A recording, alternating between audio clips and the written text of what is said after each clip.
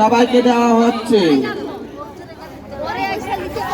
আমরা এখানে বসবাস করি, আমাদের এখানেই বাড়ি, আমরা এখানেই থাকি।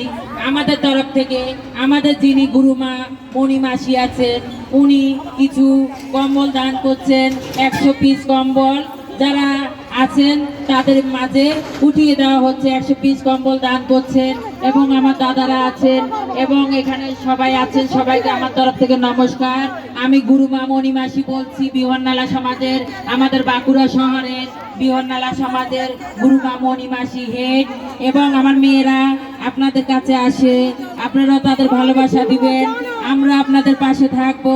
আশা করি আপনারা আমাদের নিয়ে চলবেন, আমরা আপনাদের নিয়ে চলবো। আমি বলছি গুরুমা মণিমাসি বিহননালা সমাজের এই বাঁকুড়া শহরে যারা আছেন আমার দাদা যজমান, তাদের মঙ্গল কামনা করছি, তারা ভালো থাকুন, তাদের বাচ্চা কাচ্চা ভালো থাকুক। আমরা সব সময় বিহননালা সমাজের মাসিরা অর্ধ নারী ঈশ্বর ঠাকুর বলা হয় আমাদের।